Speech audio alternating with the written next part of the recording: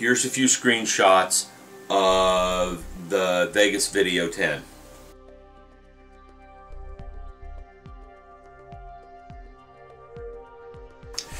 It supposedly came with movie tracks. I couldn't find them, but this is an evaluation edition. It might be an added install on the install disc, something you have to download extra once you pay for the video. Not sure of that. Okay, I'm going to rank this one as the most powerful. Outright the most powerful. Okay, and I say outright the most powerful because you can do damn near anything with this. I don't know if it's pro grade, but it feels pro grade. It feels like it's really close to pro grade. Okay. Another bonus for this is it's built-in tutorials. None of the others had the built-in tutorials. Vegas Video did. I spent 30 minutes tonight trying to figure out how to cut a clip in half on Vegas Video. And then out of frustration, I started going through the tutorials, and it was the third one down, and it showed me how to do it really quick. They just called it trim in Vegas Video, where the other ones you just had a little scissor thing you'd clip, you'd push, and it cut the video for you. You had to go through a few extra steps on Vegas Video. That's one of the complaints I read on the reviews online, is it felt like there were extra steps for everything. Reason there's extra steps is they're giving you more control. Okay? And what I mean by more control is literally I can flip a video over, I can invert it, I can run it backwards, I can shrink it down, I can stretch it, I can rotate it, make it run sideways on the screen. Okay, stuff that you can do with Elements 8 I recently found, because I kind of figured where to start looking for it after playing with Vegas Video.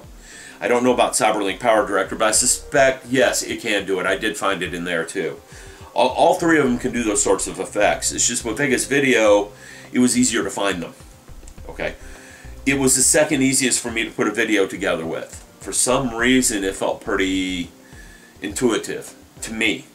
But then again, I've been playing with computers for a while. I one time ran a computer store and sold them. I wasn't too successful at it. I started two businesses at the same time. I said 6 months down the road, the one that makes the most money I'm going to keep, and it wasn't the computers. I'm way more successful doing other things. Okay, so it felt more intuitive to me. That may be because I'm not a newbie to the computer world. I'm not sure. Okay, it had the best file browser, hands down the best file browser for finding and importing your clips. Had a little window in the video pane, okay, and it was real easy to import your clips. It had multiple timelines. It's not the only one with multiple timelines, but they're right there at the beginning. You can move things around on the timelines. It just felt like you could do more with it. But some of that for a newbie is going to be more intimidating. It's going to make you think, no, don't do it. Just play with the tutorials. The tutorials will hold your hand through a lot of that and explain it to you very well. The tutorials were definitely a bonus. Okay? Another pro for the Vegas Video is it did native AV-CHD support. It was editing the files in that file format. That is a very difficult file format for most video editors. But it's also the file format that most high-definition camcorders are using these days. So, you know, these guys got to get caught up with this. Okay? Elements 8 and CyberLink, when you were editing the videos, they were very fuzzy. They were very fuzzy because of the video format, the AV-CHD format. It was causing them to be really fuzzy. Alright? Now, the negative. Big negative. 22 minutes rendering time. Okay? I suspect that's because all the other ones were rendering over to Flash Video and then uploading to YouTube. Flash Video doesn't take, it's a really highly compressed video state. Vegas Video was rendering to an MPEG-4 and then uploading it to YouTube. So it was going to have a really long upload time. The upload time I got out of it was 75 minutes for a 4-minute video. It's a pretty long upload time. Okay, the other ones were like a 5-minute upload time. So you know they're highly compressing the video. The video on YouTube looked just fine. Okay, I didn't see any problems with that. Alright. Another pro for Vegas Video, setting up titles was, you had a lot of control over the titles. On Cyberlink and Elements 8, you had a bunch of presets on the titles. And if you started getting geeky and started playing with them, you could learn that you could warp text and all sorts of things in both of them. But the Vegas Video one, that was right at the start, being able to set up the text the way you want. It also came with some background images that you could put your text over, like a marble slab, lightning, things like that. So you could make a still image very quickly without using one of your own, or learning to be a Photoshop expert to make marble slabs, for instance. Okay, it's kind of growing on me. Can you tell in the video that the Vegas is growing on me? I kind of like it. Alright, if I have to get a replacement, it'll probably be that one if I get a replacement for Elements 8. Cyberlink Power Director would have been that replacement, except for the choppy video uploaded to YouTube. I don't want my videos doing that. You know, people come to watch them to learn things, not to go, what the heck's happening to the video? Speaking of that, another negative for Elements 8, it drops the sound sometimes in the rendering. I've got more than one video I've uploaded to YouTube where the sound just stops for a few seconds. That's Elements 8. It's not my videos. Elements 8 is screwing up. Okay? Now this gets me to the last one. It's the bottom of the recommend list. I'm not very happy with it. It was difficult to work with. Okay, this is the Magix Movie Edit Pro 16. Here's a few screenshots of the Magix video editor.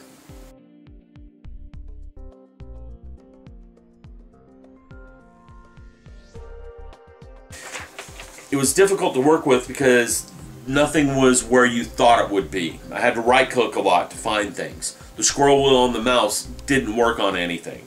Okay? It had the best titles out of all of them. They had purchased a 3D rendering company. And you can get some 3D titles. You can get some really nice looking stuff on there. In fact, before I delete it, I'm going to make a couple of titles and just start using the stock footage. Alright? Because it did such a good job with titles. It has some interesting transitions too, and that's one of its negative points, the transitions. All the other ones had easy to use transitions. You just dragged them and put them in the timeline where you wanted it, but Magix, it didn't. Okay, the transitions would crop part of your video. They were pretty, they were interesting. You can see it on the YouTube video how it was consistently overriding parts of the videos that did the transition. But they are very long transitions. I don't like that at all. Okay? It's also not a product that was done with English as its native language. I don't have a problem with that. It's just, you can tell when you're playing with the software, the English was not its native language. It just doesn't feel user-friendly to us only English speakers. Okay? Another pro for it though is it does video and video well. I did not realize this, but you can do video and video, and with all the others with some cropping and some trimming and a few things like that real easy. You can overlay videos. So it's not necessarily a bonus, the Magix video editor. It's a bonus because it does it easily. It's a plus because it does it the easiest out of all of them.